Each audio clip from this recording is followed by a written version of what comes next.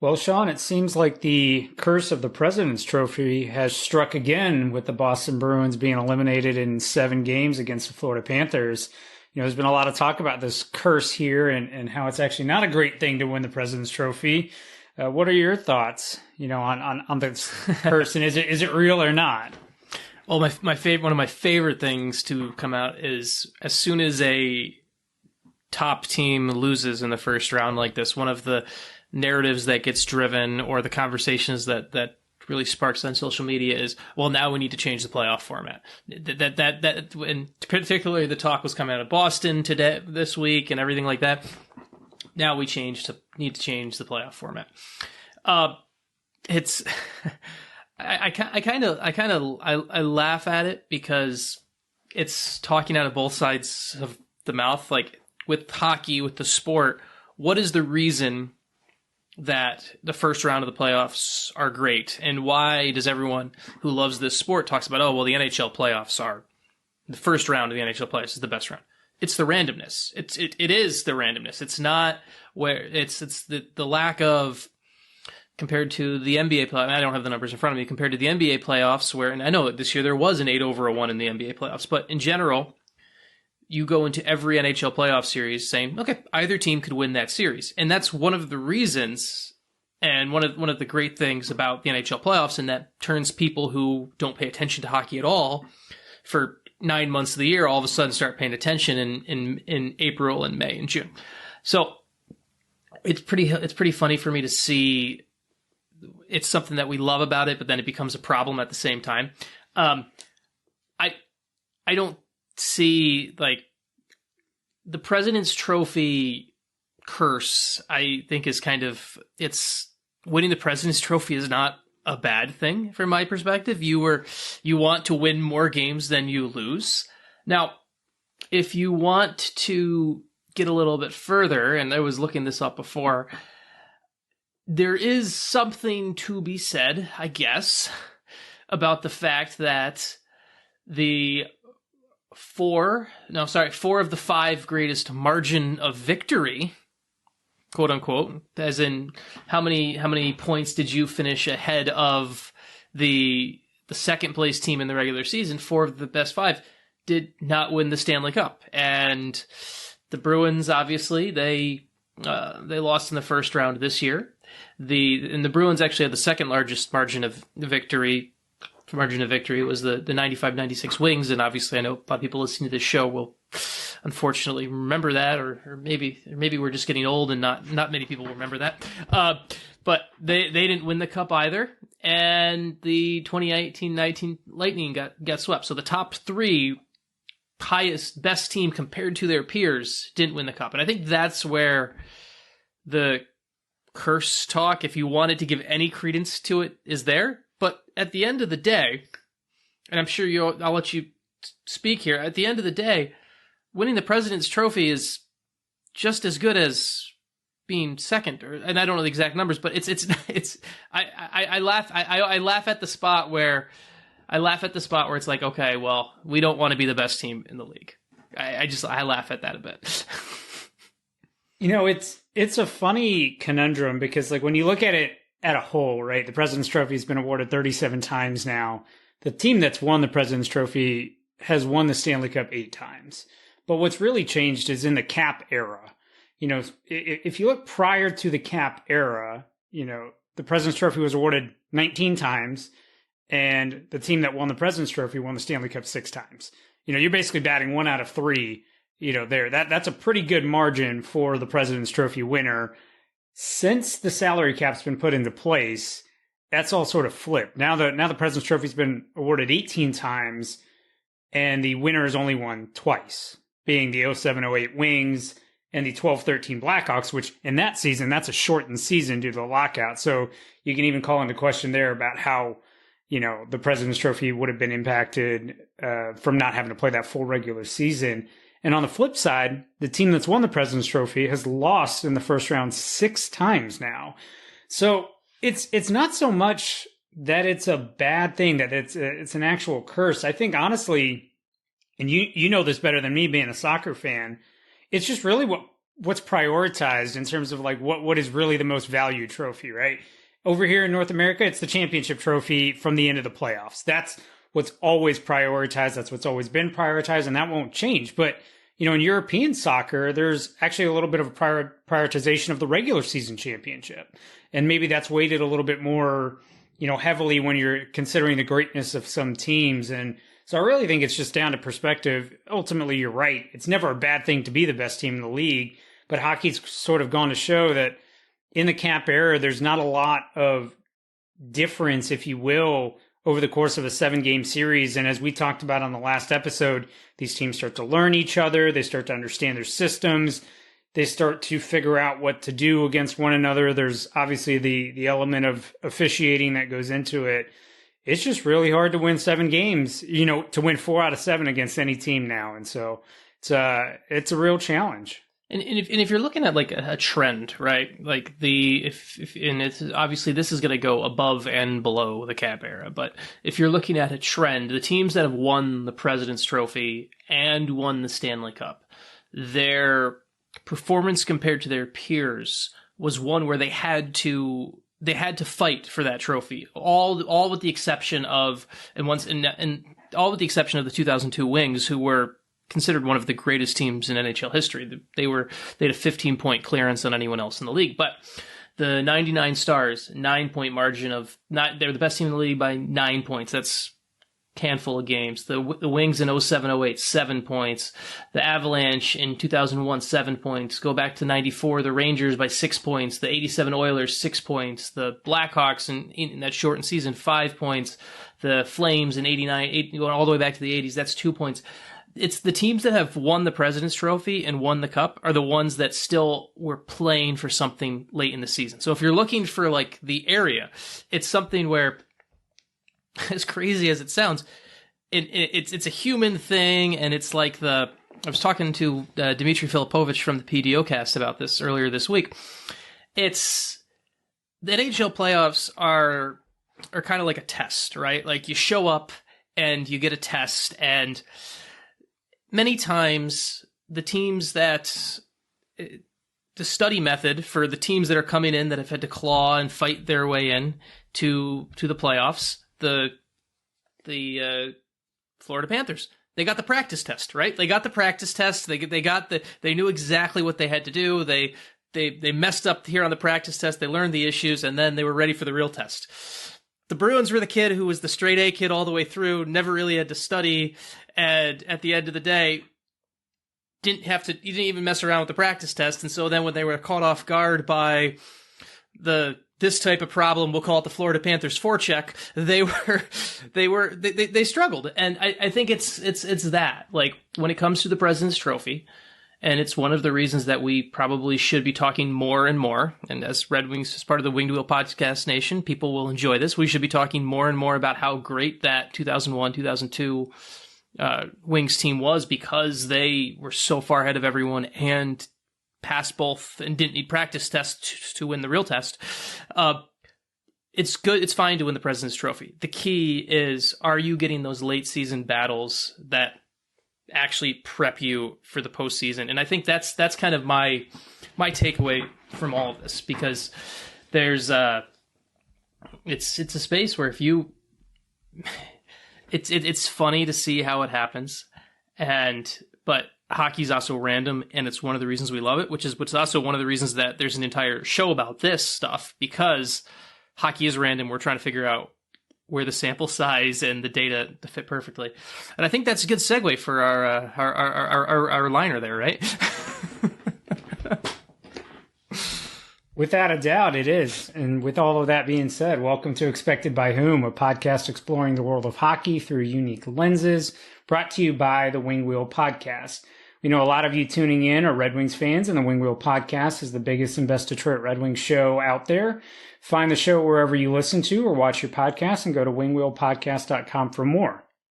And so, one of the best days of the year, Sean, is when Evolving Hockey releases their contract projections, because now everybody who has been waiting to figure out what their team is going to do in the offseason finally has a marker for estimating what some of these contracts may go to for some of the guys that are unrestricted free agents, for the restricted free agents.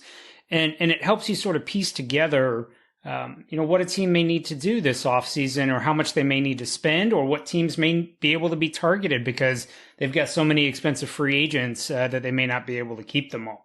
I know this is a resource that I've used for years when I've written my If I Were Steve Yzerman series for the Wings, because the projections are so good. But what I thought would be helpful for us to do today is talk about contract projections from two sides. One being, how do you actually build a contract projection model? What goes into it?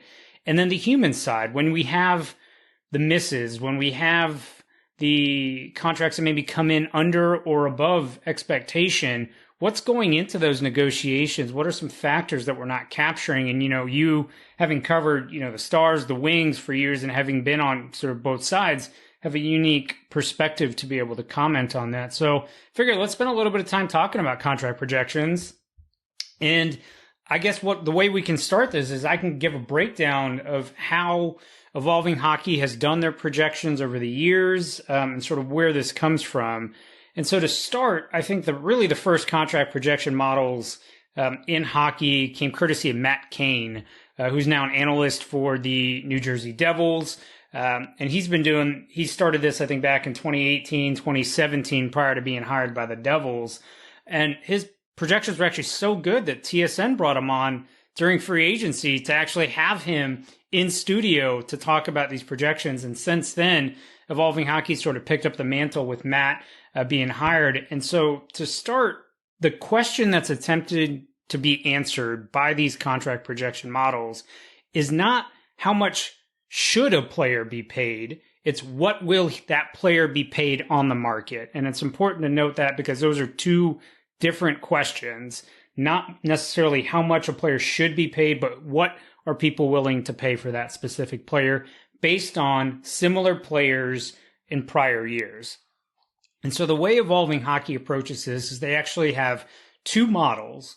One model that actually predicts how long the contract will be, and one model that actually predicts the average annual value. And so starting with how long the contract will be, that term, you can go and read their full write-up. It's available on their website, so I won't spend too much time talking about it. But really some of the variables that they're including here is, the position the player plays, how old that player is, whether they're an unrestricted free agent, restricted free agent, whether they're signing with the same team or not, where they were drafted, how many years it's been since the draft, how much ice time they play, how much they contribute in the box score via goals, assists, points, shots on goal, quality chances, giveaways, takeaways. And really the only advanced metric that's baked in there is their 5-on-5 Corsi differential.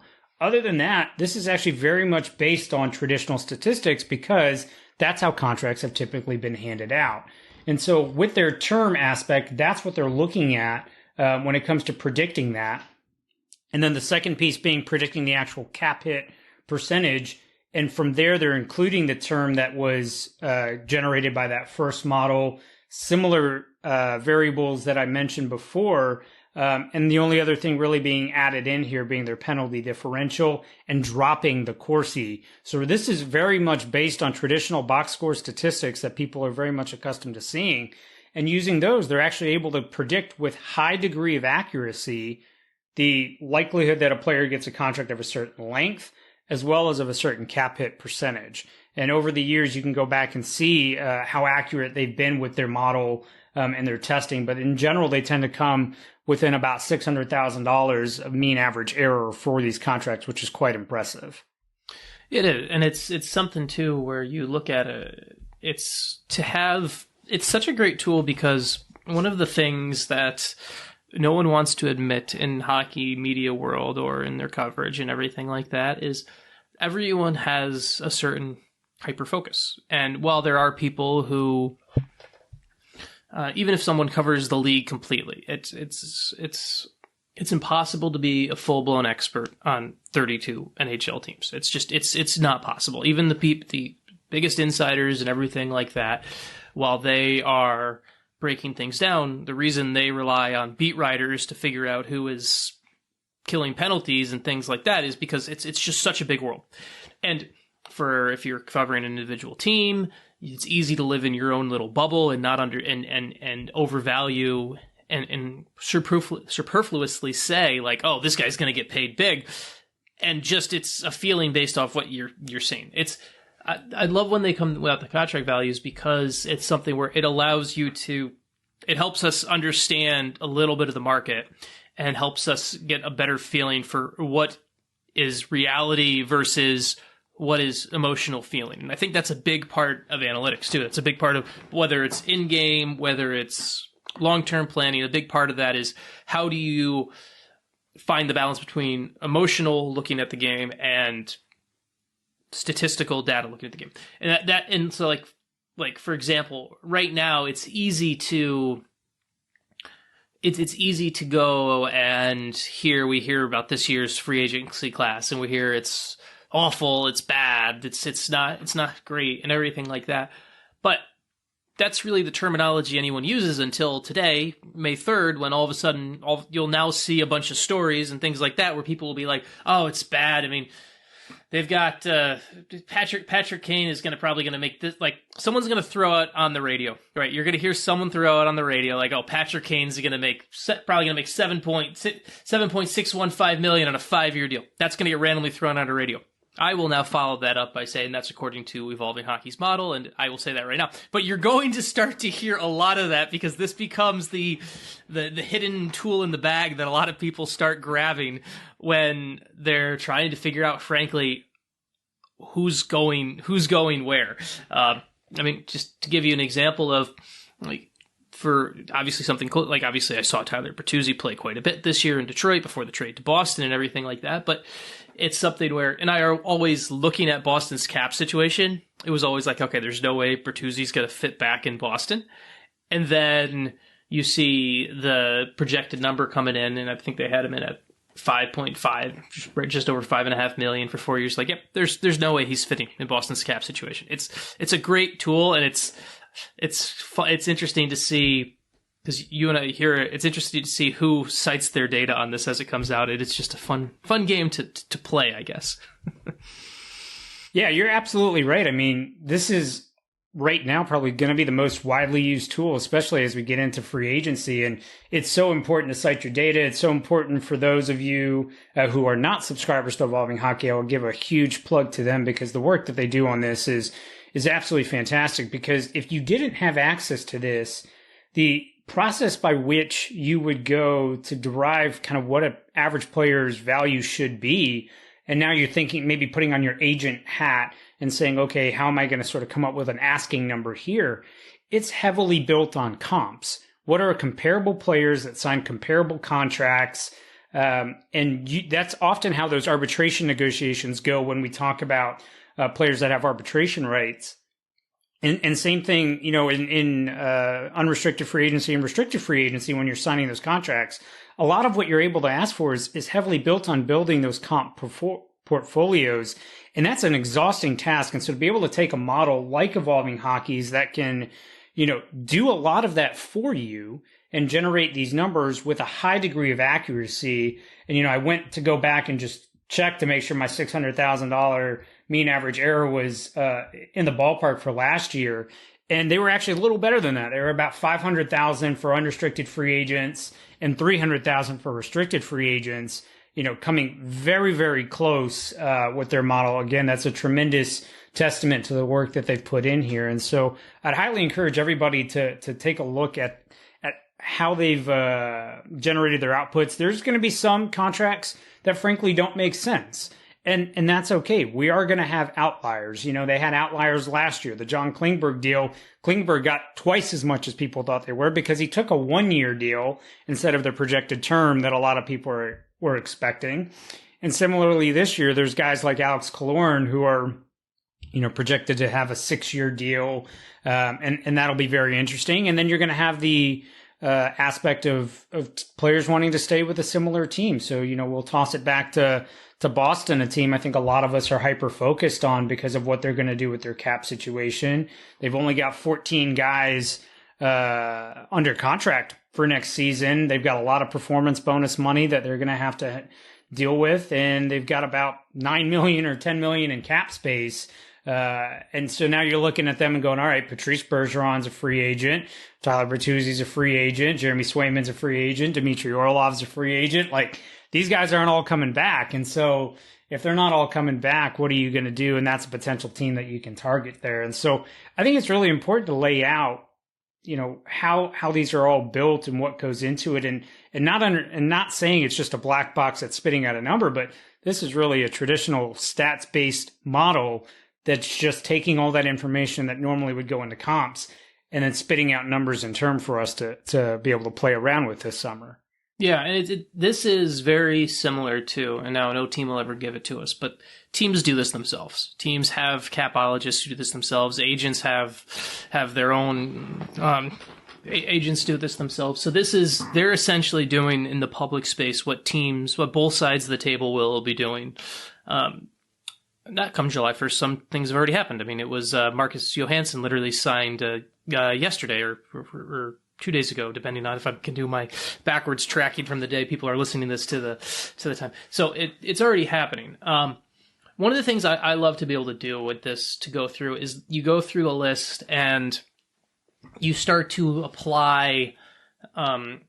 It's good to go through this and take a highlighter sometimes. If you print it out and you go and then you highlight some of the emotional things that the model can't account for. Just like, for example, they have Pierre-Luc Dubois potentially signing for 5 years with Winnipeg.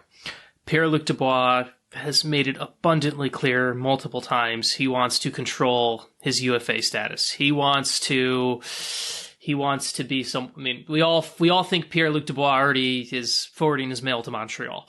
So Dubois signing 5 years with Winnipeg doesn't make sense. Now, the model can't put in every single little human narrative, so that's one where you're like, okay, I'm going to mark that one as something to keep an eye on, because he's probably going to sign through the end of his RFA. If he's signing for more than 1 year, he's signing through the end of he's signing to UFA status. Dmitry Orlov, who at Boston exit interviews earlier this week, talked about how he's open to returning to Boston, but he'd also like to go back to Washington, and quote unquote, this is probably his last contract. You got a player making more of an emotional decision there than than probably going to the open market as another guy might. The Klingberg deal, just one last year, where John, and I having covered that deal a little bit more and knowing John Klingberg a little bit more, that's one where this is something where if you look at it, it's kind of funny. If his agent, and he fired his agent in the middle of the process of all of this, probably should have better predicted what his value would have been. But for 1 year, him and Pat Verbeek basically were come to a decision. Well, the Ducks will buy a draft pick for $7 million. We got the space to do that. And now, so you have to kind of apply those emotional factors to this list. That's always good. And then I'm sure, and I don't know if that would be a whole nother exercise. I'd be curious to see how close to how much closer things get to predicted if you go through and you go ahead and you take away some of the emotional outliers. Like, for example, wasn't it David Krejci said this week, right? Like, he's either going to it's Boston or nowhere else. Well, when you're talking about that, and when you're talking about that type of space, that's really going to change the equation on what type of deal he's looking for. There's other players who we can look at the trends of who they are. There's like a guy like Evgeny Dadonov, who by all accounts is not a bad teammate. He's been a pretty good pickup for Dallas. He's played pretty well in the playoffs actually thus far, but Dadonov has always been a player that has been willing to, and once he's there, he's a great teammate, but he's always been someone who's looking for maximum value. That's always been something as a player. That's what I've been told, is that's one of the reasons he kind of bounced around a couple of different teams. It's not that anyone had any problems with him. He was always looking for maximum value, and more power to him. So you add those in, you add some of those like asterisks in on human level that you can't account for, and you wonder, okay, how does this work? Like the one right at the top of their list, right? Like is DeBrincat, right? He's an RFA. And the big question with DeBrincat, and there's some rumblings that Ottawa may not qualify him or whatever, right?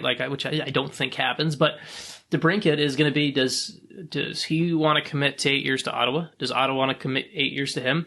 The DeBrincat one is one where you'd look at this with like, okay, in a vacuum, this would make sense, but now we add the human. It's kind of just bringing that all together. I hope that all makes sense. That absolutely all makes sense. And I think what is important to capture from that is what's not included in the model, which, again, there's those player-specific cases and elements that, we just can't account for. No model is going to be able to account for that. I think the other interesting aspect of something that's not captured in the model is the GM that's signing the contract. Because, again, bringing this back to a Red Wings focus, a lot of people always believe Steve Yzerman extracts, he wins these negotiations, if you will. And he ultimately comes in at dollar amounts that are lower than what's projected for most players. If you go back and you review his 2022 offseason, almost every player he signed came in under projection. There were a couple of players that came in a little bit above: Jake Wallman, Taro Hiroshi, Chase Pearson, Vilihusa Olimata. But by and large, if you just followed the Evolving Hockey projections for what Steve Yzerman did last year, you would have been within $1 million of AAV on every contract he signed, whether that's under or over. And that goes to show you, so how precise this model can be. There was a couple of ones where he came in under, being Andrew Kopp, Ben Sherratt, David Perron, Dominic Kubalik, came in under. But otherwise, he was by and large right around this projection. And so as you head into offseason and you start playing around with this is what I want the 2023, 2024 Red Wings to look like, this is a great starting spot for those contracts and terms. The other thing that this is, that's hard to account for, is the emotion and impact of playoff hockey, right? Because every year we see the guy who has a really good postseason, and then some GM fell in love with his playoff, and therefore he's getting way more money than he should, just frankly. And I think that's another space where it's another thing just to keep in mind with this stuff. I figure out is there's the playoff bump on things that change things. The other thing that comes into play that's interesting just in various negotiations when it comes down to it's hard to, this is a project I'd love to go through probably in the off season when there's not games. I'd love to go and figure out, and maybe someone's already done it, and so Prashanth, if someone has, please correct me. I'd love to see if someone has been able to put a value on the full no move clause, on what that is, because some GMs are willing to give them away pretty easily. I covered a team in Dallas where they were pretty comfortable on giving away no move clause. They were pretty comfortable on selling players on that, and they combined it with the, hey, you can come play golf in Texas in the middle of the season, and you get the full no move, and you get the and the no state tax thing comes into play. But the no state tax thing, actually, just quick aside, at one point we should have someone on who's like really smart with those numbers.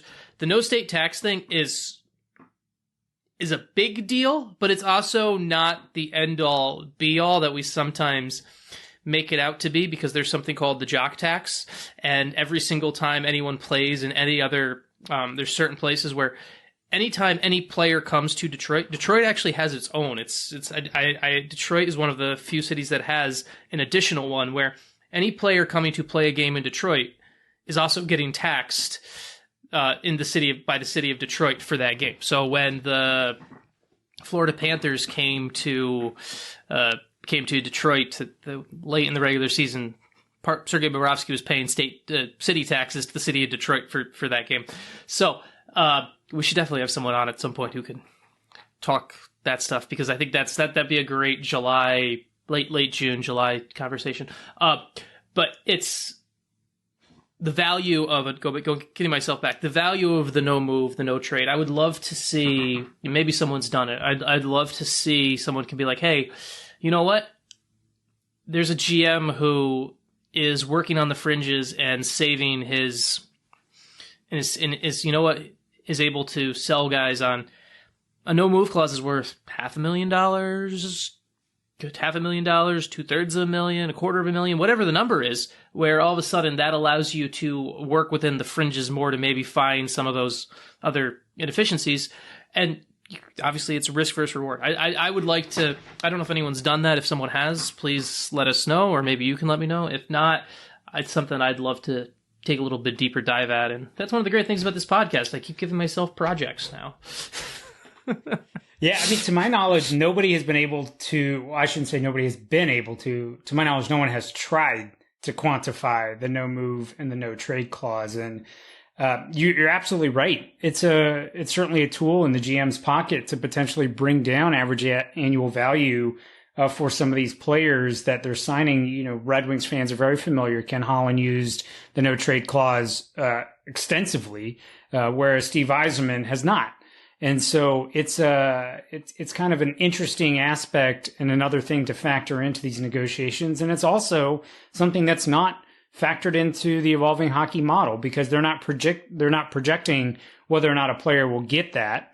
And so that's another aspect to consider in all of this. But ultimately, I think this is a terrific model for everybody to spend some time looking at. You'll have to subscribe to Evolving Hockey. And again, I can't plug it enough. It's absolutely worth it.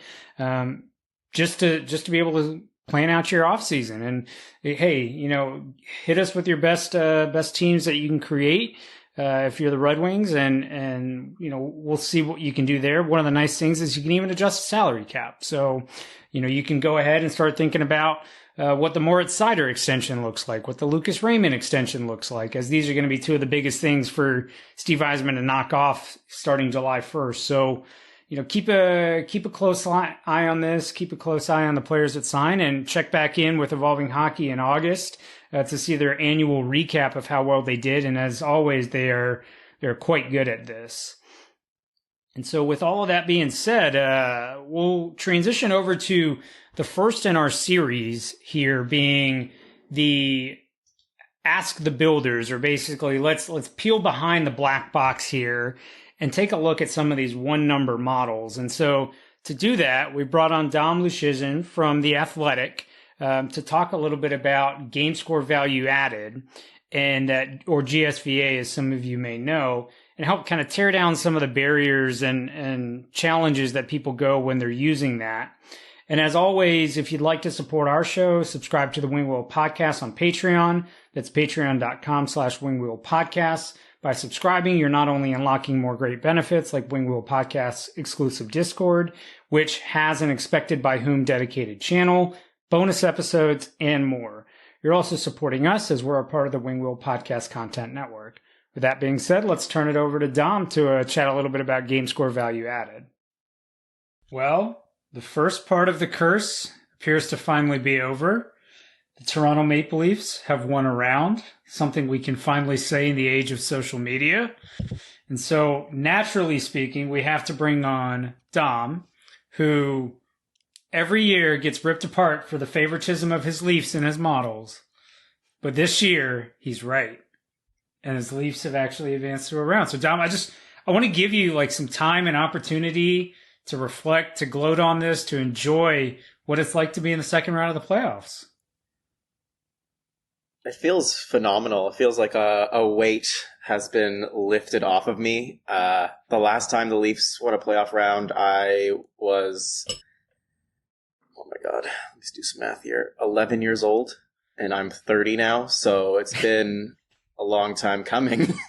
And it feels especially good because every year my model and most models believe that the Leafs are rightfully favored to win in the first round, and it seems like that is now tangible. That favored to win a round actually means they can win a round. We've seen it happen, rather than say, oh, it's just the Leafs, they'll never win. These odds don't mean anything, and for once they finally do. And personally, I'm hoping that they mean something for 3 more rounds because it's not over yet. That is fair. And I mean, to, I guess, make things even better, one, Boston is out. So now you don't even have to deal with the Bruins.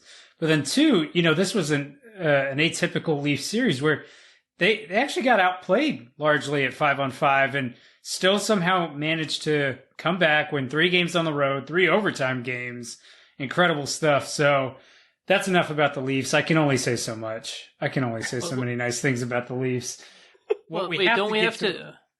thought we had to rip the entire. I thought the discourse today was we had to rip the entire format down because Boston decided to play poorly. I thought we had to rip the entire playoff format. So everything's null and void anyway, right? So. Oh yeah. That's the discourse today, right?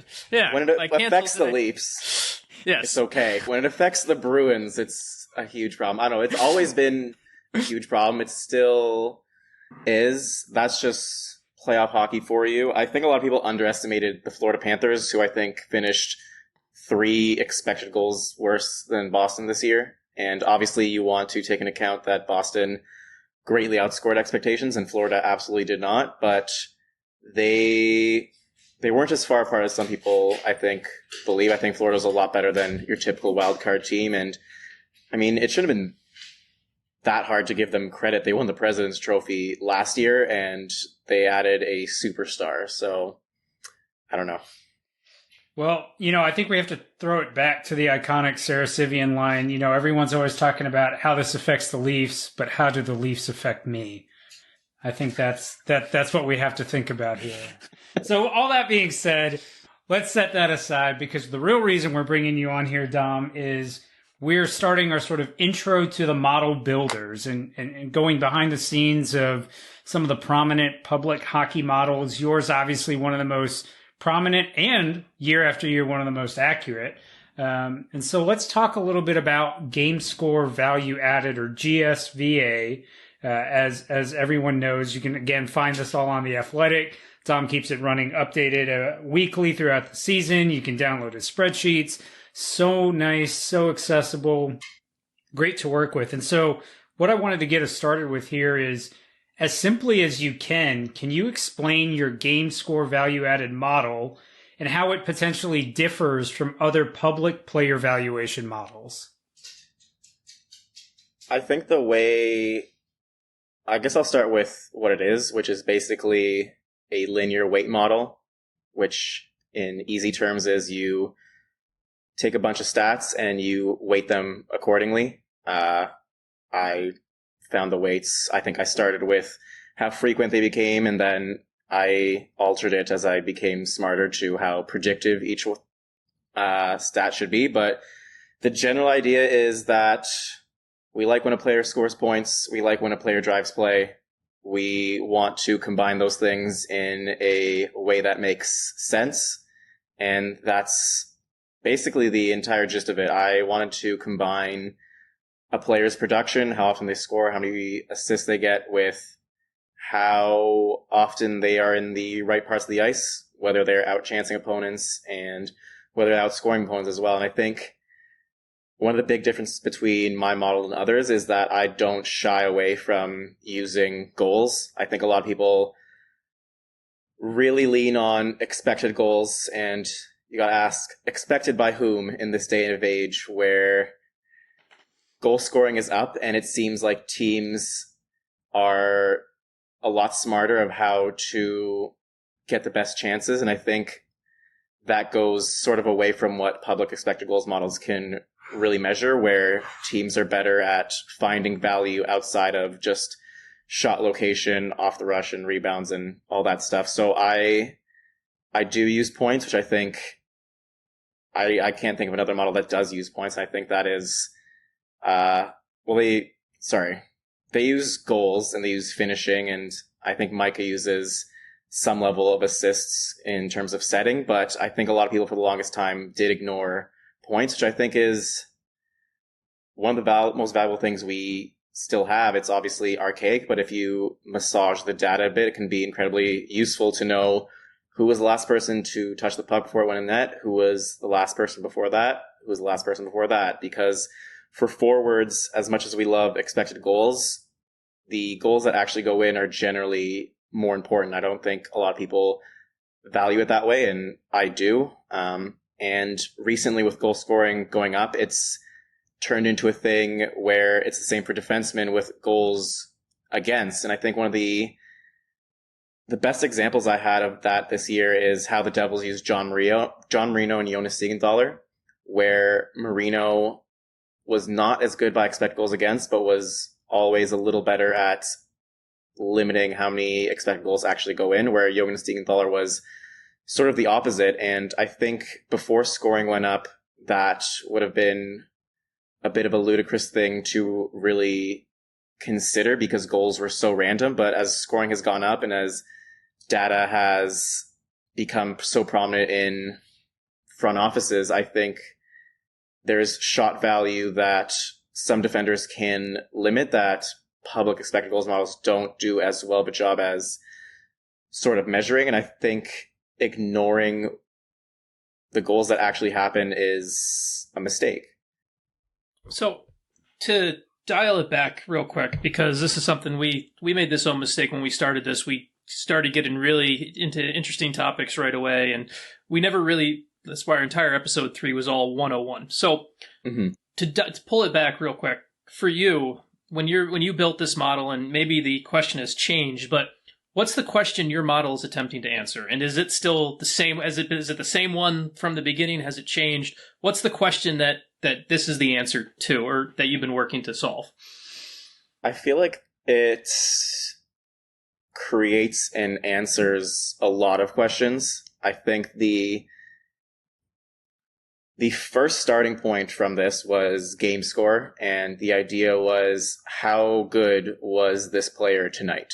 That was the fundamental question of the model, and it was based on a stat from basketball, because it was around the time that the Cavaliers came back from down 3-1, which is unbelievable in basketball, but seems like happens every year in hockey. But I was obsessed with LeBron that year, and I was reading a bunch of stuff, and I was reading a thing on 538, and they used something called game score, and I did some Googling, some research, nothing for hockey. I'm like, oh, I can do that. So that was the basic gist, and the idea sort of snowballed from there, where if a player has a good game and a lot of good games, that's probably a good player, and sort of measuring out player value from there. So the question sort of spiraled into, how good is each player?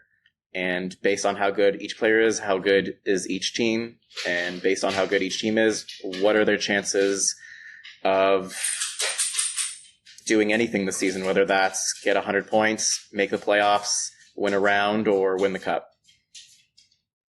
So, Dom, building off of that, before we go to our next question there, so when you're now looking at the players, it's now gone beyond just who's having the best game or who had the best game this past night, and now you've got multiple years of waiting in there, for these questions. So, would you say your model is sort of best utilized, or best, answering how good of a player is at this current state in their career, or how good of a season that specific player is having, or how good of a particular stretch? Because there are some nuances between your model and some of the other models in terms of that weighting and how much of prior performance is sort of baked into it. Yeah, I think prior performance is always the challenge, and I think it's also a challenge when weighting how good a player is this season. Because even when you want the stat to be descriptive, sometimes you have to understand who that player is playing with. I look at someone like Zach Hyman, who had 90 points or whatever he did this year, something absurd. And if you just looked at his numbers and you didn't include any priors, you'd ascertain that Zach Hyman had an incredible season, might have been one of the top 25 players this year. If you know that he's playing with Connor McDavid, and you know what kind of player Connor McDavid is, and if you're listening to this podcast, you obviously do, you know that some of that credit maybe should go to Connor McDavid instead, where if you're only using this year's stats, a lot of it will only go to Hyman, no matter how much work you do in terms of separating out teammates and opposition and all of that. And I think that's the balance that is a bit difficult to strike. I do try to sort of have two versions of the model, one that's descriptive and one that's predictive, where the predictive one sort of just looks at the last 3 years and weights things appropriately, and the descriptive one is just this season. But I think even in the descriptive one, there needs to be some elements of that predictive mindset where you know who is playing with who, and you know whether they should have good results or bad results based on that. And I think someone like Moritz Seider playing with Ben Sherratt to start the year, probably not going to be great for his numbers, and they weren't. And then Jake Wallman comes in, and because Seider was so bad to start the year, you maybe give a lot of that credit to Wallman instead, when it probably should go Seider, Wallman, and then Sherratt is a huge negative. And I think some models, I think mine as well, might be tricked and just give a lot of the credit to Wallman instead. Absolutely. And so I think along those lines, you're sort of digging into it now. What would you consider to be kind of the strengths of your model in terms of evaluation? And then what would you consider to be the current limitations? I think the strength of it is, I think, how it measures offense by the way of weighting goals, and I think understanding the importance of actually putting the puck in the net. I think I don't want to just be a smell test guy or whatever, but the way it ranks offensive players, I think, is relatively solid. I think it's not going to be the same as the points leaderboard, but it's not going to be the same as ranking guys by their expected goals RIPM or their goals RIPM or something like that. I think it's a good blend and mix of that. And I think offense is probably the most important thing to measure in terms of gaining accuracy, in terms of measuring players, teams, and game probabilities or whatever. Because defense is hard and difficult, and goalies make it even more hard and more difficult. And I think that is one of the biggest limitations right now for my model, any model, is just measuring defense, because I think all of us can sometimes be fooled by a player in third pairing minutes putting up these delicious numbers that look exceptional, and sometimes it works out where they move up the lineup and they're amazing, like Jake Wallman, and sometimes they look just absolutely terrible the minute any significant pressure is put on them. And I think that is one of the things I want to explore this summer with someone on this podcast, is looking at priors, looking at quality of competition, looking at how offense and defense affect each other, and even fine-tuning offense where that Hyman question comes up, and giving a bit more credit to playing with McDavid and sort of figuring out those interaction effects, because I think that is, the biggest limitation right now for sure. So how should we use this? When you look at your model, is it what's the application that we should be using it on the outside when people look at it? How should people be using this properly? I can tell you how not to use it, and that's as the be all end all. Yeah. And I think that is the problem with all of these models, mine included, is that people drop the player card and say, all right, that's it, end of the debate, when in reality it's the start of the debate.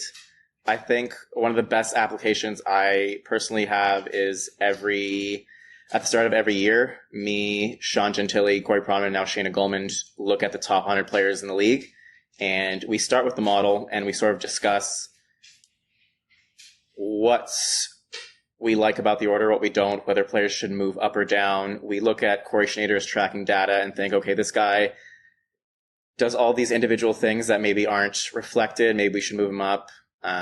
This guy plays tough minutes and maybe he's not getting credit for it. This guy's in a bad situation. This guy's in a cushy situation. This guy is a winger, and sometimes wingers get overrated by models as well. We talk to a bunch of front office people and say, this is our list. What do you think? What would you add? And we gain knowledge through that way of sort of melding all of these different things together. And I think one of the limitations with hockey analysis right now is that there are a lot of amateur scouts doing prospect work. I don't think there are a lot of pro scouts really doing that sort of stuff where I guess there's like eye test based analysis that is like really goes deep. There's obviously some people who do it well, but I think it's a little bit more limited than compared to the amateur draft stuff and also the hockey analytics version of things. And I think finding a way to marry those two things is the most important thing, and sort of look at where things are and just trust your judgment of when you watch the games. If you are a Leafs fan, you probably don't know a lot about 31 other teams, and I think that's where the model can help you get sort of a starting point of where each player should be. And then you watch them play a series against Tampa Bay, and you say, okay, I know who the guys to watch for are, I know what their skills are, but you might see something you like about a certain player, and that can help, I guess, make your analysis stronger by forming opinions that grow upon, I guess, the modeled output. Like it or not, your model does get used now by, still a lot of people go to NHL.com and sort by points, but your model now has become something that people use when it comes to filling out awards ballots. I've talked to many media members who do this. Is that something you're comfortable with? I'm just curious, as someone, as you talk about how it should be used and how it shouldn't be used and everything like that. Obviously, I believe you have a ballot too, but it's like, should your model be used the way that some people use it to go and look at awards? Because I think it's something I know happens. Yeah, I have a ballot. I don't go strictly by the model, but I do use it, and I think it is a step up from just using points and sorting by points. I don't think it's perfect. I think people should still trust their instincts and do what probably they always did, which is talk to other reporters around the league, say, what do you think of this guy? How has this season been? All this stuff, and sort of blend the information together. I think you'll be a lot closer to what's right using the model over sorting by points or ice time for defensemen or whatever it is. But I don't think that it should be the be all end all, as I've said. And I think that people should trust their instincts and their intuitions. I remember last year at the draft, I talked to a lot of people at The Athletic about the importance of trusting what you see out there and sort of using that to not only augment the model, but challenge it as well. If you see a player that you think looks amazing and the model says this guy kind of sucks, write about that, because I think that dichotomy is extremely interesting, where your eyes see something, the data sees something else. Where do you bridge that gap? And I think with the awards, it's a bit tough because it's 32 different teams, but I do feel comfortable with it over the alternative, which is sort by points. What could be when you look at your model, and as you talked about figuring things out and looking at it each summer and everything, like what in your head right now is the biggest value add you could add right now to make it more accurate? The biggest value add is calling Prashanth and saying, hey, help me out with something, because that is what I did actually to start last summer, and things got in the way, but we should make progress this summer, where the entire goal is to figure out interaction effects better. I have an adjustment for quality of competition and quality of teammates right now. I don't really like it, and I want to make it better, and I think having a better understanding of priors will help with that. And I think making it a lot more specific will also help with that in terms of offense and defense, and just in terms of points. Like, one of the things I suggested Prashanth, he said this was crazy, but I stand by it, was look at quality of teammates' goals. So just how many goals do all your teammates score, and see how that affects a player's assist rate, and then do it vice versa for goals and assists. So if you play with Austin Matthews a lot, how many assists should you get? And how many do you actually get? And I think that difference will be a bit illuminating to thinking about the Zach Hyman discussion of, okay, you play with McDavid, you got 40 goals. Should you have 45? Should you have had 35 and you're actually doing well? Stuff like that. And I think that should go a long way, maybe not in terms of making things accurate, but giving more players the proper credit that they deserve.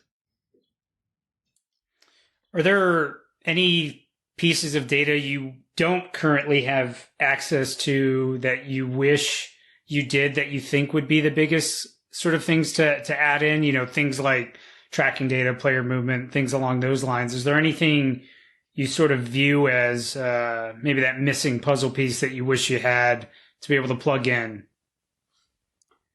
Yeah, I think offensively, the biggest thing is passing data. Like, I use expected goals for each player. So if McDavid had 45 expected goals but actually scored 60, like, I use that, but I don't know what his expected assists are. And I think that would be something that would be extremely helpful in terms of measuring how unlucky he was this year at his teammates just not finishing any of his chances at 5-on-5 or whatever.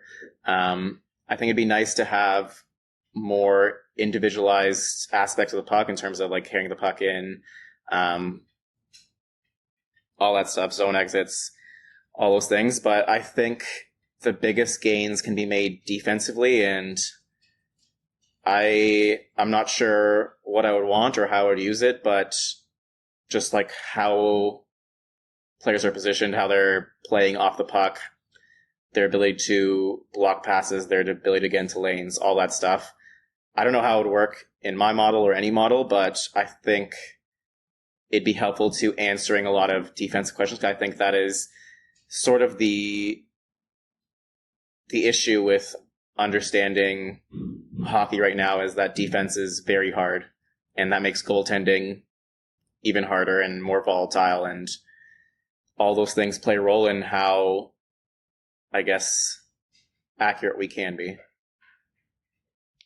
To give some, obviously there's an understanding here of how this is made, but we have people who listen to the show who are trying to use the show to get into analytics, or they're trying to get an entry point to it. So I think one of the things that is always funny to someone who doesn't understand, like, oh, this model, where does it come from? And people picture like a black box where just data goes in and data comes out. Can you, in simplest terms possible, if you're to give someone who says, "Hey, and they're trying to be nice. They're not an old curmudgeon who's yelling at clouds. They're the person who actually is coming and wants to learn." What would be the simplest way you explain how data comes in, things come in from a game, and you get the game score? Is it, what's your process like? Because I think that's something a lot of people don't realize what goes into this. Yeah, so it's not a black box. It's a MacBook Pro.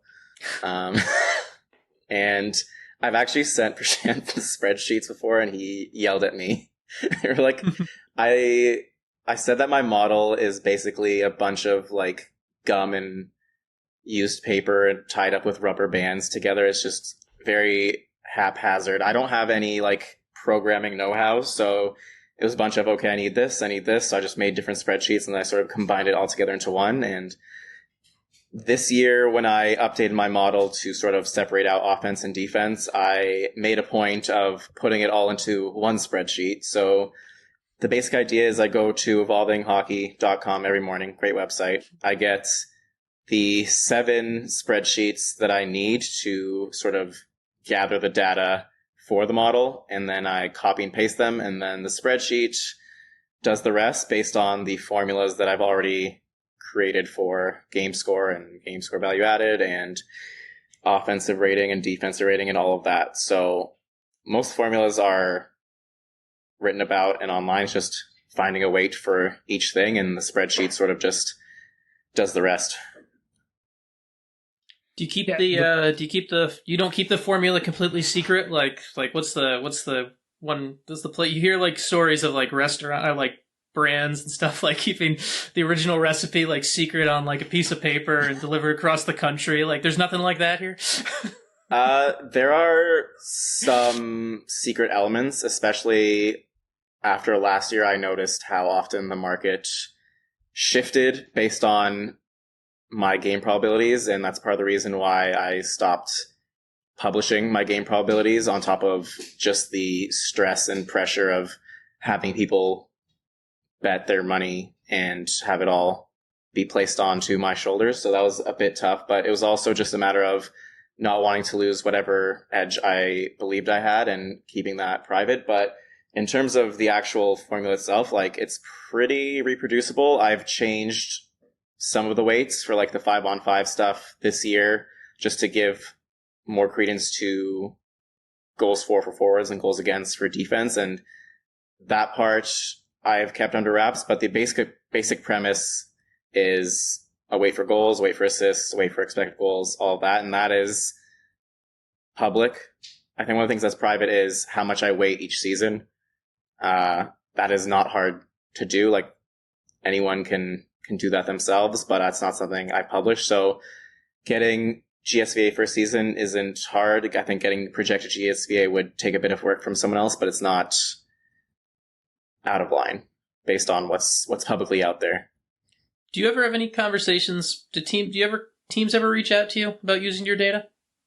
I've talked to people in front offices, but they are the people that I generally knew before they went to front offices. That's mostly it. I've heard from other people saying that they use like my playoff probabilities and whatnot, and they look at my model, but I don't have too many conversations with actual front office types. I just know from other people talking that they talk about me.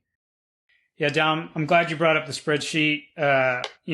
Nobody knows this, but I have to share the story. When Dom sent me the spreadsheet last year, I opened it. Sheets. My computer crashed immediately. Yeah, sheets. I should say sheets. There were sheets. I opened it, computer crashed, and I was like, all right, Dom, I'm going to do whatever I can to figure out how to automate this. And then I spent 2 months trying to figure out how to automate this. And I was like, this is impossible. I give up. I am completely done trying to figure out how to do this. And I said, take your spreadsheet back. I want no part of this. I want no part of trying to figure out how to automate this anymore because it is killing my computer. I bought a new computer that had better processing power. Still couldn't figure out how to do it. So I was like, all right, we're done.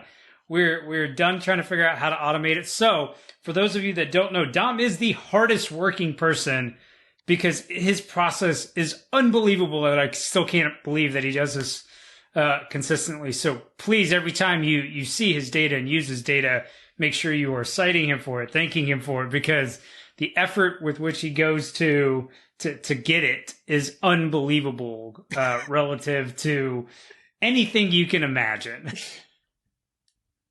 It's much easier now. It is. I'll show you the new spreadsheet. It's like saved significantly more time, but I could learn how to program, but I didn't want to. At this point, there's no reason to. So, you've got a process down. You've got one of the most accurate models year after year when assessed by whatever metric you want to. And so at this point, you've sort of established yourself as a standard for people to compare their models against, and not really much of a reason to change up a good thing, right? It's like just like you don't change a winning lineup. All right, Sean, you got any last questions for Dom before we let him escape here?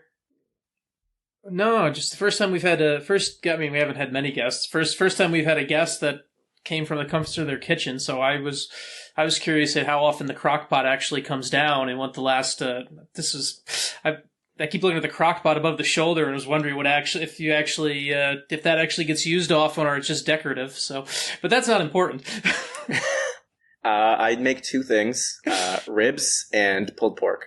And it's been a few months, but it's used sometimes. Huh. What type of ribs?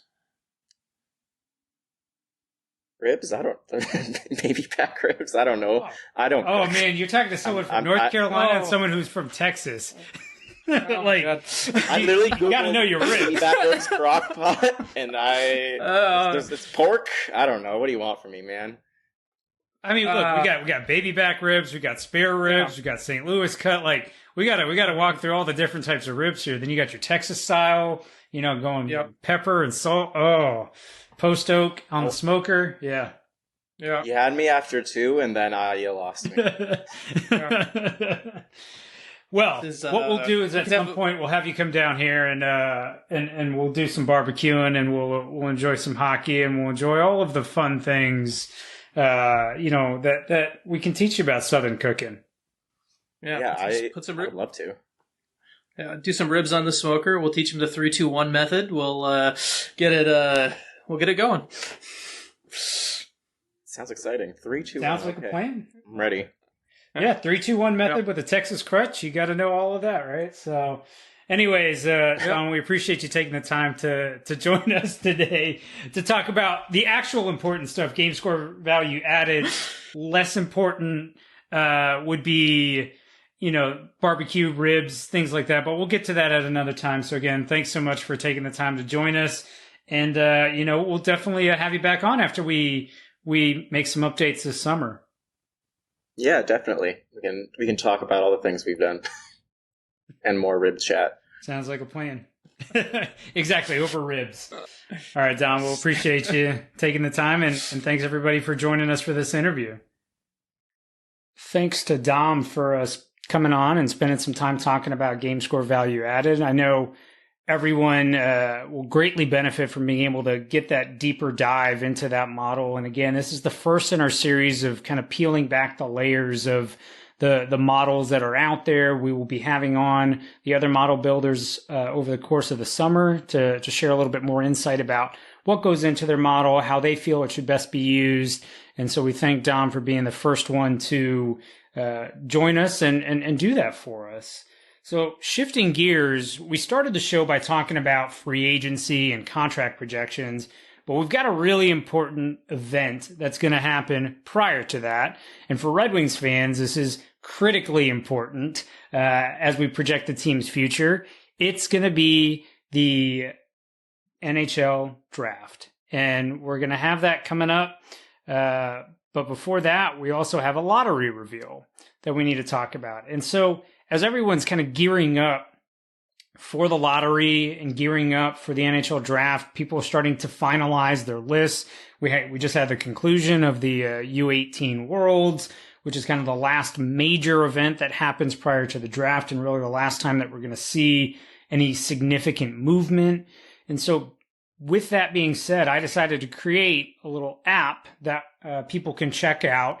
I'm not going to read the whole link because it's a lengthy link, but if you search NHL draft stock, I'm sure it comes up. Okay. So, quick aside, I had one of my first jobs in journalism was working in Kerrville, Texas, and essentially part of my job, unofficial title that should have been listed in there, was basically Google for older people who were retirees who would call in. And the worst days would be the days we actually got, and I was sports editor, and we would get things done. And one of the last things since the sports section was one of the last things to go, part of my job was to just put the lotto numbers, right? Just put the lotto numbers on the agate page. And on the days that we actually got done early, and we weren't just going to stick around for just the lotto numbers, there would be a ton of calls the next morning about the lotto numbers of asking and I would just have to read the lotto numbers back to people. It was ridiculous. But there was also some other great calls when I worked there too that included this happened at least a handful of times where someone would call in and they'd be like, I saw this on the internet and I want to know if this is true. And then they would start reading out like it's www.google/QRSQY. Like it would just start reading me URLs. Like it happened about 3 to 4 times. Not the same person. It was 2 people who would actually call it in. And so I doubt they're listening to this, so I doubt I'm offending them. But it's so if you were to start reading off the URL directly, I would be very angry. So go back to your story. Well, don't worry. I'm not going to read the URL because it is far too lengthy for that, but you can find it on my Twitter account if you feel like checking it out. But essentially, what I've done is I've compiled draft rankings from 18 different sources.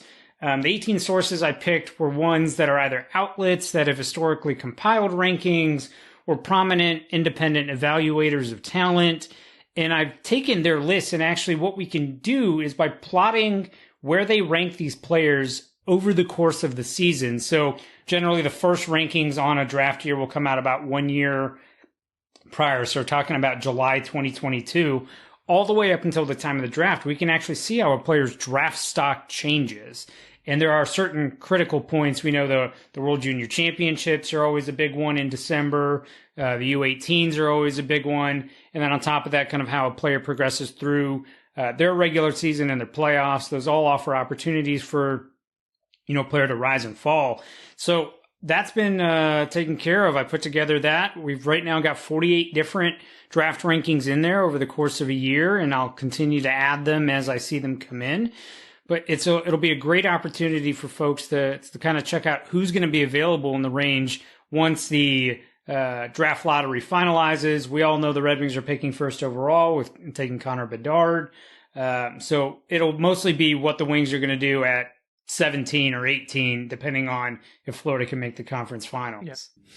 Yeah, it's interesting for me to see this too, because I get to see some of this on the back end on the flip side, where I'm not the one building a ranking at all, but through my work with Elite Prospects and EP Rinkside, I get to kind of I do some editing work on the back end of how Elite Prospects and when they're building their thing. So it's interesting to kind of see so for me, the ranking that I end up, because of the nature of my job, that I end up being so hyper focused on is the Elite Prospects one, because that's the one where I kind of see it get created. I'm the one who, when we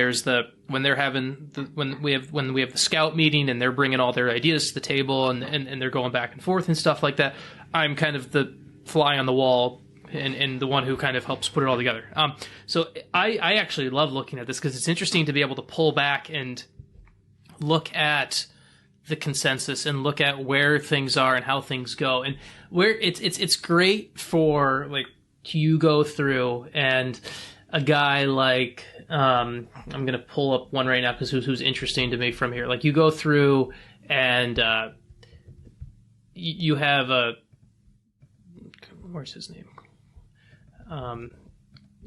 You go through, and after, in this draft, we always talk about the kind of, we know it's going to be Connor Bedard. We know we know Fantilli is going to go number 2, but we hear about there is this wide range of where guys could go. And we're talking about, to be quick side note, we're talking about rankings versus mock drafts. I think that's something where people get confused sometimes. Sometimes what a ranking is someone putting clearly their best player available. Mock draft is someone trying to assess more of a team need. A lot of the times they are similar, but sometimes there are some caveats that are different. And so for me, it was interesting to look at a guy like Andrew Cristall. Like, he's a guy who I pulled up on thing, where I've seen him as high as, I can do this right now because you have this wonderful tool for me, as high as 5, as low as 33, kind of in the 13 range. You have someone from the U18s who just had a tremendous if I go through alphabetical order here all the way down to, I'm going to take a look at Macklin Celebrini, who I saw play a couple times with Chicago, and then obviously was someone who is going to have why can't I find his name here? I know it's Celebrini's in 2024. Oh yeah, that's why. He will be interesting in this next year. That's what I mean. that's why. But to go and see that, it's to me, just to kind of look at those guys who are kind of building that third tier, because it's Bedard, then Fantilli, and where people have them. Like, how the fact that I look at this where, like, I look at your average draft ranking, and the fact that at some point someone had Leo Carlsson at 19 is kind of interesting to me, because, like, I'm not sure. I've not seen anything like that. Or the fact that if Will Smith could be, someone had Will Smith at 23, talk about Will Smith right now. I mean, I see people talking about him potentially going number 4 already. Like, I love this tool. It's been a great way to look at it, and it's something where I think it comes into effect. There's 3 times of year where these types of tools are really fun. When they first come out, because it's fun to play with the data and it's new. Right after the draft lottery, because that's when people will start getting excited.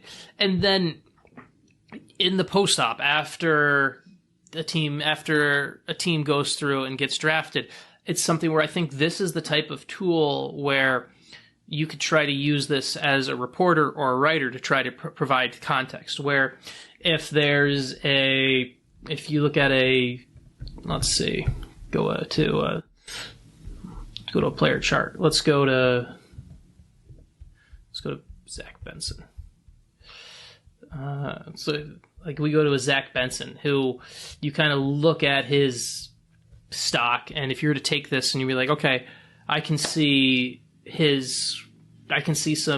drops in the in rankings. I can see it in February. I can see it in March.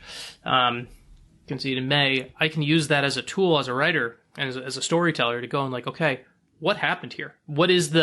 How do I fill in the gap between those dots? Why do I keep giving myself projects? Like, I keep giving myself projects because of this show. I hate you. So, but it can be a great tool for that. So, combine your data with your stories. That's where we're going with this. Great work on this, by the way. Appreciate that. It's something that for those who are kind of NFL fans, you may be aware of a site called Grinding the Mocks, where they approach this a little bit differently, but functionally the site looks the same. They actually compile mock drafts. And so again, important distinction, as Sean noted, these are draft rankings, not mock drafts. So we're not factoring in team need here. We're strictly looking at who do these analysts think the best players are. But Grinding the Mocks actually incorporates thousands of mock drafts that they pull from fan-generated mock drafts, expert mock drafts, and media mock drafts to kind of create an aggregate rating for a player and then an expected draft position. That's not my intention for this. I may end up building another tab that includes mock drafts as something separate, but I actually think it's more interesting to look at draft stock over the course of a year as opposed to mock draft ranking, because again, mocks throughout a year aren't going to happen because you don't know the draft position for a lot of these teams. So I think that's the interesting aspect here. But exactly like you said, Sean, it's looking at the trajectory of a player, seeing, hey, all of a sudden post December, people started to elevate this player. And, you can go back and say, hey, they had a strong World Junior Championships in the U20s, and maybe that's why this player got elevated here. A guy that you're going to see talked about a lot after Corey Pronman's rankings just dropped today on May 3rd is David Edstrom, who had a really strong World Juniors, came on very strong of late in the regular season. And now Corey Pronman's got him up at 18. And he's a guy that's going to potentially rocket up boards. Another guy that you're seeing kind of shoot up is Tom Willander. A good defenseman who started off kind of middle second round and has seen his stock maybe jump into the late first and may even end up higher than that. So this is a very, I think, interesting way to just kind of take a look at where these players may ultimately end up falling. And so I think, one that's really interesting to me is with and I've read about it, and once again, this is one that comes from, I think, where a little bit the guys over at Elite Prospects have been. There's been some internal debates of where he falls because he's a 6'5" forward out of Russia, and we don't really have, until Tage Thompson, we didn't have proof of life that a 6'5" forward could be anything other than kind of the big grinder, right? And so Daniil Butt with who is kind of all over the board. Like you look at his, I just pulled up his chart right here from kind of where he goes from a high of some people him as high as 8, or some people him as low as 52. Cam Robinson, who just did did a mock draft for us, mock draft, not a rating, a mock draft for us, had had Butt being and for this case we have it's kind of weird. Mock drafts at this point are kind of weird because without not knowing. So for this case, it was kind of used the philosophy of the teams remaining in the playoff standing. So like Carolina's picking 32, and so he had Butt going to Carolina at 32, which would be for a team like Carolina. You know what? That would be an interesting fit. I'm really interested to see how some of these to look at some of this after some guys are drafted. Like I'll probably in a very nerdy way on my flight home from Nashville to Detroit at the end of the draft. I'll probably have this up and actually pay for airplane Wi-Fi and all that stuff. So, speaking of drafts, so last week everyone missed so real quick, this is not this week's lottery. I haven't run this week's lottery yet, but last week, because of our YouTube snafu, we missed out on the people on YouTube missed out on the Vancouver Canucks logo. So we should show it on I saved the Canucks logo from last week. This was the hand-drawn Tankathon Canucks logo.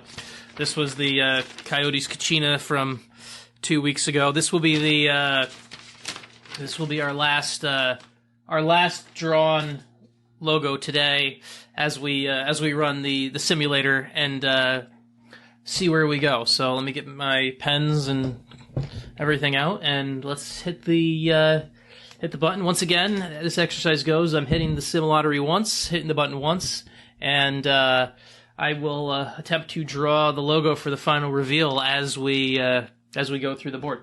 So, all right, let's make it happen. Last spin. Let's last do spin it. that we're doing this. So let's that's why the Wings are picking first overall. So I already know it. You're gonna have to draw that logo. So, all right. And with the 16th pick in the May 3rd or May 5th, whatever day you're listening to this, simulated draft lottery, we have the Calgary Flames, who since last time we recorded this were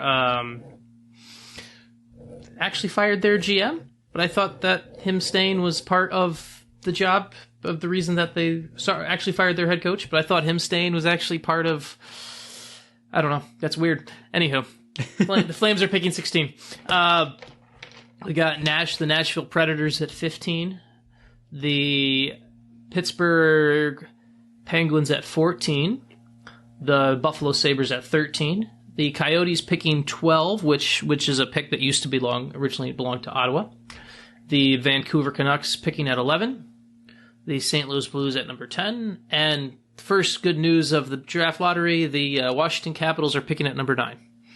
So we've got good news to start. Called it before the spin. Yes. Yeah. The Capitals are picking at 9. The Philadelphia Flyers are picking at number 8. The Arizona Coyotes, with their actual pick, are picking at number 7. The Montreal Canadiens have moved down and are picking at 6. The San Jose Sharks are picking at 5. Once again, moved down. The Chicago Blackhawks are picking at 4, having moved down. And at number 3, we have the Columbus Blue Jackets, which leaves the final 2 between the Detroit Red Wings and the Anaheim Ducks. And with the 21st overall pick in the 2023 simulated draft, where I've run this better than Bill Daly, and the NHL should call me 3 times, so I can run this. With the first overall pick in the 2023 NHL draft, the pick will go to the Anaheim Ducks. Yeah. Well, close enough. Well, yes. I mean, it's close enough, and let's be frank about something. Adam Fantilli would completely change this franchise.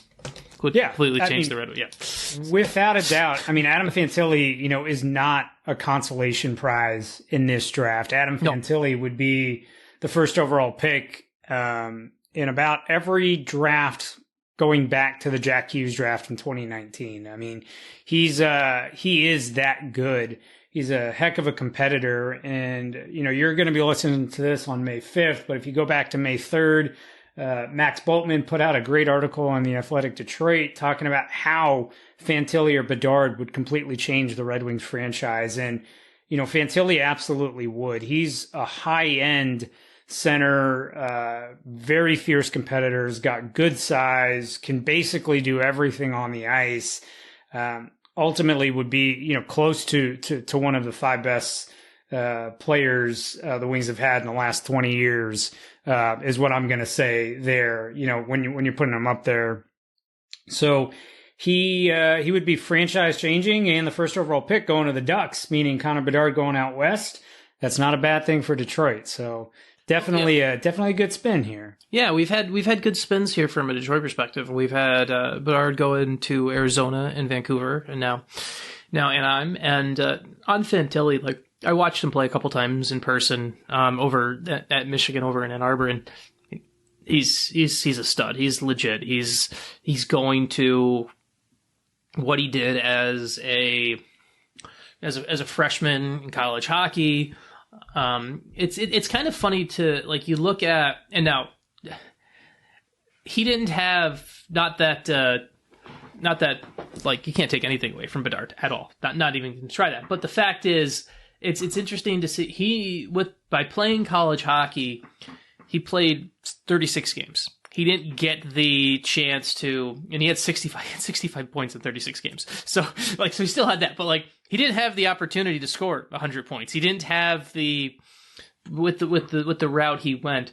So, I also wonder too, and this is like, if you're trying to like pick a narrative that makes you even like the pick even more, one of the things that comes into play, one of the reasons that sometimes a player, you'd actually prefer a younger player, a skilled player, maybe to go the college route versus the junior route, is Fantilli played against 23, 24, 25-year-olds all year in college hockey. He had I've talked to, there's players who go the college hockey route who come in more prepared for that first couple seasons because they've got the body of a pro athlete, because they had the time to, when you only play Friday, Saturday, you still get Monday through Wednesday to hit the weight room. And so if you're a Detroit fan, you're listening to this, I'm just trying to continue to point out that this would be franchise changing, and obviously, and then Bedard's out west, and you have 2 of the best, and you look at the picture of the NHL over the next couple of years with both Connors being in the West, you're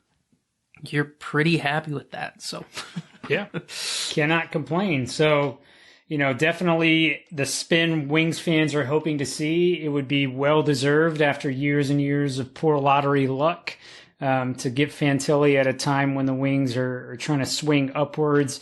And while he wouldn't be the missing piece, he would be a gigantic piece for the Wings and moving forward, and would hopefully give Steve Yzerman a lot of confidence heading into free agency that this team is ready to take the next step. Well, and it also,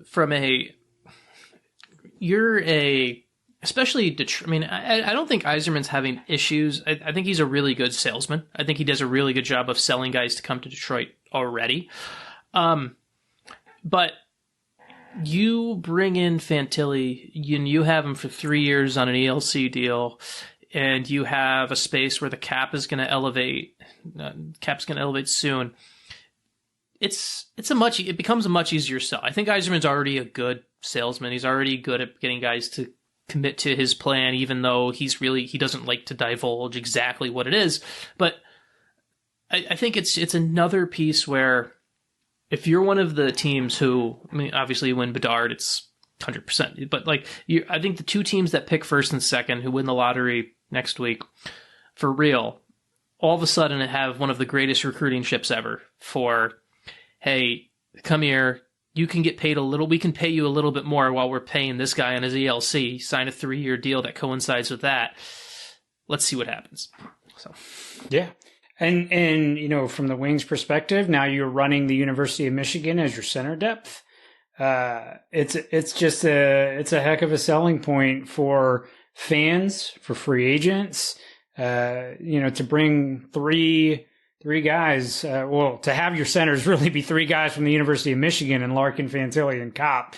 You can't ask for a much better selling point to your state, to your fans, and to really give that level of excitement, moving forward. So all in all, heck of a spin, our last spin of the Tankathon before we have the actual draft lottery. And again, Steve, the invitation is still there for you to join us the day after to talk about that. Sean will make that plug again. Yes. But for all of you who are tuning in here, thank you again for tuning in to another episode of Expected by Whom. And as always, if there are any questions, comments, concerns, please direct those to the DMs of Ryan Hanna. Yep, Steve, remember the draft lottery is May 8th. I'm sure you'll send... I don't know. Let's see. Who do you think he's going to send as the rep there? Is he going to do the GM thing, or some people send the scouting director? Who do you think gets the call to go be the person who has to accept the winnings? I think it's going to be Chris Draper. Yeah, I would think so. I would think so too. So okay, I think he'll be the one representing. So Chris, you also have an open invitation. Yes, as well. Yeah. So it's Steve. Remember, we can record. We'll work with your schedule to record if you'd like to come aboard, and we can talk about this. We can talk about this next Tuesday after you guys have had celebrated the events of May 8th. So, all right, folks. Well, thank you again for tuning in, and we'll catch you next week.